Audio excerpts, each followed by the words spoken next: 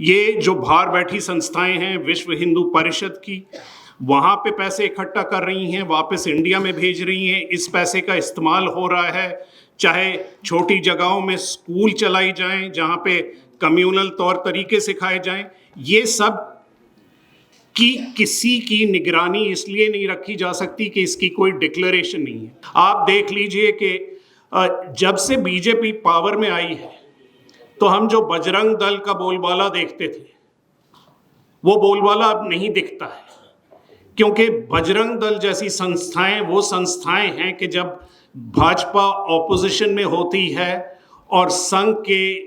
आप कह लें धक्काशाही काम करना है, तब ये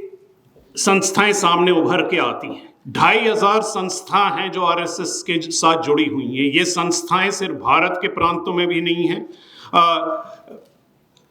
यूनाइटेड स्टेट्स में हैं। 100 से ज़्यादा संघ की संस्थाएं यूनाइटेड स्टेट्स में हैं, यूरोप में हैं। आपको ये संस्थाएं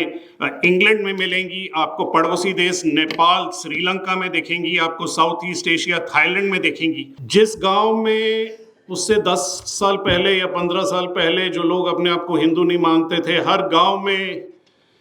गणेश चतुर्थी, हनुमान मूर्तियां को रख रख के एक नया तौर तरीका और विश्वास पैदा कर दिया गया था।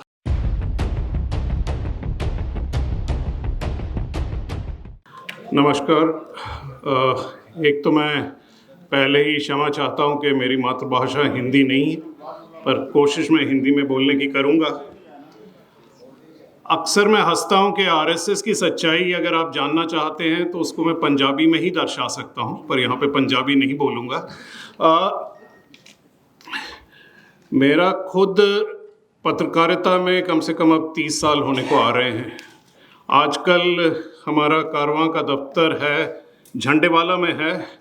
और मेरी खिड़की से एक ही बिल्डिंग दिखती है, वो जो आरएसएस का नया हेडक्वार्टर है पीछे दिखता है। और उस बिल्डिंग को देख के ये भी साफ हो जाता है कि हम लोगों को आज पत्रकारिता में क्या काम करना चाहिए और क्या नहीं करना चाहिए। एक पुरानी बात है जहाँ पे मेरे को खुद आरएसएस का जो पूरा संगठन है और उसका जो पूरा नक्शा है उसके बारे खुद इजाज़ तब हुआ जब मैं मध्य प्रदेश में खुद इंडियन एक्सप्रेस के लिए रिपोर्टर था। ये बात है कम से कम 20-25 साल पुरानी है, 2001-2002। उस इलेक्शन में उमा भारती जीती हैं दिग्विजय सिंह के खिलाफ। उस इलेक्शन के पहले संघ के अलग अलग जो संगठन हैं उन्होंने उस प्रदेश में अलग अलग तरीके से अपने काम से, मैं 2 या 3 चीज़ों का वहाँ पे जिक्र कर सकता हूँ। एक तो कमाल मौला मस्जिद भोजशाला जो है, जो विवाद चल रहा है, उसको लेके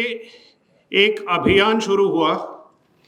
जिस अभियान को लीड किया एक संस्था थी जिसका नाम था हिंदू जागरण मंच। उसी के 2 या 3 महीने पहले या साथ में झबुआ में, गुजरात से लगता हुआ इलाका है, और गुजरात में 2002 के दंगे कत्लेआम जो मोदी के नीचे हुए थे उसका एक झलक यहाँ पे दिखा जब आदिवासी, भील आदिवासी जो क्रिश्चियन बन चुके थे उनके ऊपर जो अटैक हुए हैं उसको संगठित रूप से वहाँ पे देखते हैं तो वनवासी कल्याण परिषद और सेवा भारती के अलग अलग ऑर्गेनाइजेशंस वहाँ पे काम कर रहे थे। जिस गांव में उससे 10 साल पहले या 15 साल पहले जो लोग अपने आप को हिंदू नहीं मानते थे, हर गांव में गणेश चतुर्थी, हनुमान मूर्तियां को रख रख के एक नया तौर तरीका और विश्वास पैदा कर दिया गया था। और वहाँ पे 3 और अलग अलग संस्थाएं आ गई थी सामने। जब आप वहाँ पे रिपोर्टर के तौर पे, पत्रकार के तौर पे आप घूमते हैं तो लोगों को उस समय, अब शायद एहसास ज़्यादा हो गया है, पर उस समय लोगों को एहसास नहीं था कि आप चाहे हिंदू जागरण मंच देखें, चाहे सेवा भारती देखें, चाहे वनवासी कल्याण परिषद देखें, या आप 50 और नाम ले सकते हैं, कि ये एक दूसरे से जुड़ी हुई संस्थाएं हैं, सारी की सारी संघ की संस्थाएं हैं, इनका काम करने का तरीका एक है, इनसे जुड़े हुए लोग एक हैं, पर इसके नाम, इस बहुरूपिया जो संगठन है, इसके नाम बदलते रहते हैं, इसका काम एक ही होता है और ये काम अलग अलग तरीकों से किया जाता है। और इस पत्रकारिता से जो देखा हुआ मेरे जहन में जो विश्वास था, उसी को लेके हमने कारवां मैगजीन में अब काफ़ी पिछले 7, 8, 10 साल से इसी चीज़ पे एक फोकस लगाया हुआ है कि आरएसएस असल में कितना बड़ा या कितना संगठित ऑर्गेनाइजेशन है। आप अगर जाएंगे, और ये हिंदी में भी उपलब्ध है, अंग्रेजी में भी है, एक आरएसएस प्रोजेक्ट करके हमारा एक वेबसाइट है जिस पे आपको नक्शा दिख जाएगा, और इस नक्शे में उसका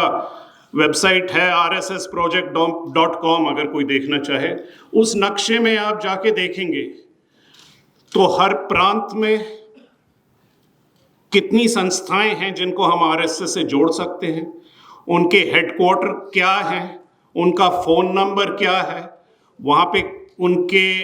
मुख्य कार्यकर्ता कौन है, जो भी इंफॉर्मेशन हमारे पास है वो आप इंफॉर्मेशन जाके पता कर सकते हैं। आपके अपने इलाके में ये इंफॉर्मेशन किस हद तक आपको बता सकती है कि यहाँ पे नए नए संघ के क्या ऑर्गेनाइजेशंस, उस आप नक्शे को जाके देखेंगे तो आपको पता चलेगा कि कम से कम, ये सिर्फ भारत में नहीं है, पूरी दुनिया में कुल मिला के अभी तक जो हम, क्योंकि ये काम चलते जा रहा है, आप हमें कल इंफॉर्मेशन देंगे, कोई और आके देगा तो हम उस नक्शे को बढ़ाएंगे। 2500 संस्था हैं जो आरएसएस के साथ जुड़ी हुई हैं। ये संस्थाएं सिर्फ भारत के प्रांतों में भी नहीं हैं, यूनाइटेड स्टेट्स में हैं, 100 से ज़्यादा संघ की संस्थाएं यूनाइटेड स्टेट्स में हैं, यूरोप में हैं, आपको ये संस्थाएं इंग्लैंड में मिलेंगी, आपको पड़ोसी देश नेपाल, श्रीलंका में दिखेंगी, आपको साउथ ईस्ट एशिया, थाईलैंड में दिखेंगी, और ये सारी संगठित तौर पे एक दूसरे से जुड़ी हुई हैं। जब इसका दो तरह का फायदा होता है आरएसएस को,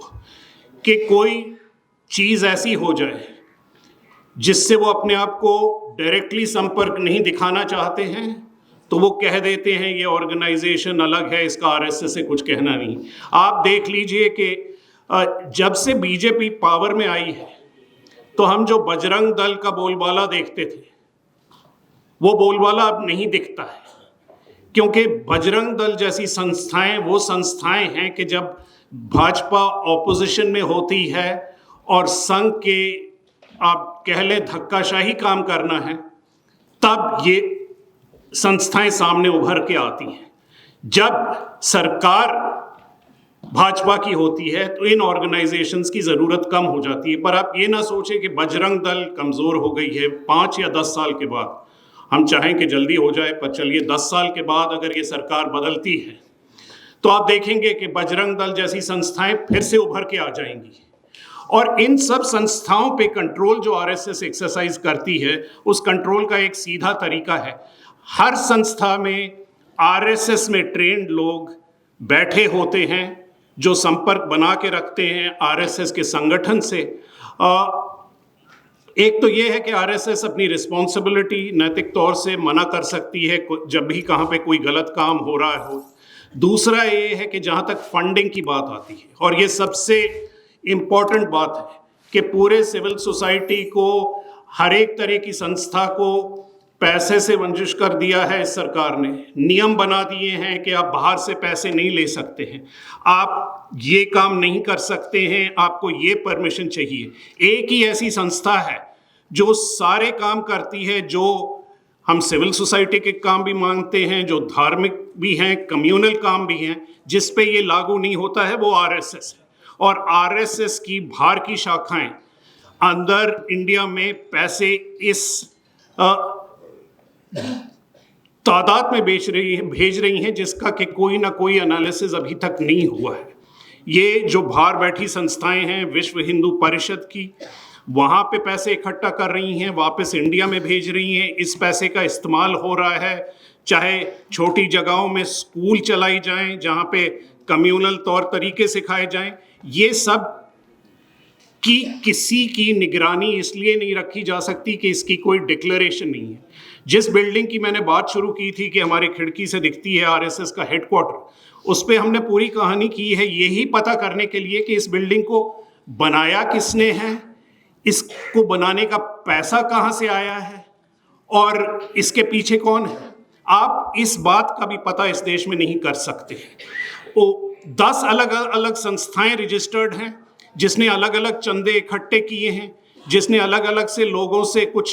कंट्रीब्यूशन लिए हैं, और आरएसएस के नाम पे ना ये बिल्डिंग है, ना इसमें आरएसएस के नाम पे चंदा लिया गया है, ना ही आरएसएस ने इसे बनाया है। मैं पेपर पे जो दिखाया गया है वो देखते हैं, पर ये है अपना देश का हेडक्वार्टर है आरएसएस का। ये जो नक्शा हमने बनाया है, इससे आज साफ पता चलता है कि आप जो चीजें छुपा के रखते थे, जैसे सीएसआर मनी होता है, बड़ी बड़ी हमारी कंपनियां हैं इस देश में, बड़े बड़े कॉरपोरेट्स हैं, आप उनको एक रकम हर साल सीएसआर के तहत पे भार देनी होती है। अब इस नक्शे से अगर हम मिलाएं तो हमें पता चलता है किस हद तक कॉरपोरेट इंडिया से आरएसएस की तरफ फंडिंग जा रही है, पर फंडिंग उस तरह की ऑर्गेनाइजेशंस को जा रही है जिसका नाम ना आपने सुना है ना मैंने सुना है। उसका नाम हम सीएसआर लिस्ट में देखेंगे तो ये कह ही नहीं सकते कि ये फंडिंग आरएसएस को जा रही है। तो तभी आरएसएस को रजिस्टर करना, उसके हर जो छोटी ऑर्गेनाइजेशन है उनका नाम उभार करके बाहर लाना, उसको एक कड़ी में जोड़ने से ही हमें पता चलेगा कि आरएसएस कहाँ पे क्या काम कर रही है, आरएसएस को पैसे कौन दे रहा है, ये पैसे कितने आ रहे हैं। जो अकाउंटेबिलिटी छोटे सी ऑर्गेनाइजेशन की होती है, जो अकाउंटेबिलिटी हमारी अकेले की होती है, हम टैक्स फाइल करते हैं, हमसे सरकार पूछती है ये पैसे कहाँ से आ रहे हैं, ये अकाउंटेबिलिटी दुनिया के सबसे बड़े एनजीओ, ये लफ्ज़ मोदी जी के हैं, उसके ऊपर ये अकाउंटेबिलिटी नहीं लागू करती है। और हमारे सामने ये सबसे ज़रूरी काम है कि अगर हमें ये समझना है कि भाजपा की ये जो बड़ी इलेक्टोरल मशीन है, ज़मीन पे जो काम हो रहा है, जो काम इलेक्शंस का हो रहा है, गुंडागर्दी का हो रहा है, डराने का हो रहा है, पैसे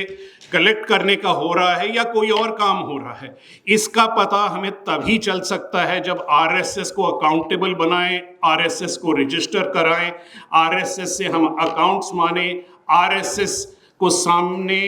पब्लिक में ट्रांसपेरेंट तौर पे एक ऑर्गेनाइजेशन की तरह खड़ा करें। Thank you.